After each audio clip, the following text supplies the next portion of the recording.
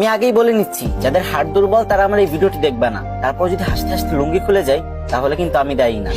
একটা লোক বিয়ে করলো, অনেকদিন হয়ে গেছে, কিন্তু তাদের বাচ্চা হচ্ছিল না। তাই সে এক ফকির বাবার কাছে গেল দোয়া চাইতে। তখন ফকির বাবা বলল, যা তোকে দোয়া করে দিলাম, খুব তাড়াতাড়ি তোদের সন্তান হবে। তারপর 1 বছর পরে লোকটির একটা মেয়ে সন্তান হলো। তখন লোকটি খুশিতে আত্মহারা হয়ে গেল আর মেয়ের নাম করার জন্য তাড়াতাড়ি ফকির বাবার কাছে চলে গেল। আর ফকির বাবা তখন ধ্যানমগ্ন ছিল, আর তখন তার ধ্যান ভেঙে গেল আর সে রেগে মেগে বলল, ধুর বাল। তখন লোকটি ভাবলো, ফকির বাবা মনে হয় আমার মেয়ের নাম বাল রাখতে বলছে। সেই অনুপাতে মেয়েটির নাম বাল রেখে দিল। তারপর আরো 2 বছর পরে লোকটির একটা ছেলে সন্তান হলো।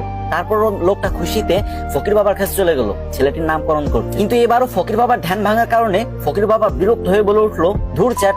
তখন লোকটি ভাবলো, ফকির বাবা মনে হয় আমার ছেলের নাম চ্যাট রাখতে বলছে, তাই সেই অনুপাতে ছেলের নাম চ্যাট রেখে দিল। তারপর আবার কিছুদিন পরে লোকটির একটি ছাগলের বাচ্চা হলো, আর সেই লোকটি ছাগলের বাচ্চা নামকরণ করার জন্য ফকির বাবার কাছে চলে গেল।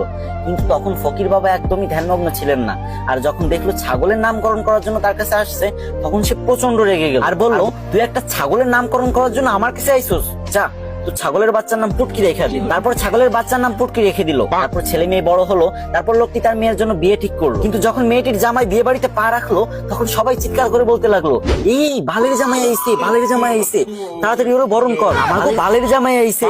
এই শুনে তো জামাই রেগে মেগে বিয়ে করবে না বলে বাড়ির দিকে রওনা হলো। তখন শ্বশুর সামনে এসে বলল, বাবা তুমি রাগ করো না গো, তুমি তো আমার চ্যাটের মতোই। এটা শুনে তো জামাই আরো রেগে গেল আর বিয়ে করবে না বলে আবারও বাড়ির দিকে রওনা হলো। ঠিক তখন শ্বশুর মশাই এসে জামাইয়ের হাত ধরে বলল, বাবা ও বাবা, তুমি আমার পুটকির 1 টুকরা মাংস না খেয়ে কোথাও যেতে পারবা না বাবা। এই কথা শুনে জামাই বেহুশ। আর আমি জানি আপনি এখন হা হা করে হাসতেছেন আর এটা ভাবতেছেন যে আমি ভিডিও করার সময় হাসলাম না কেন। আরে ভাই, 2টা বড় বড় লাইটের সামনে ভিডিও করার যে গরম সহ্য করা যায় না ভাই, পুরো ঘেমে গেছি। এত কষ্ট করে আপনাদের জন্য ফানি ভিডিও বানাই আর আপনারা শেয়ার করেন। যদি মন চায় তাহলে এই ছোট ভাইয়ের ভিডিওটা একটা শেয়ার করে কমেন্ট বক্সে বলে যান, আমিও দেখবো আমাদের কে কে ভালোবাসে।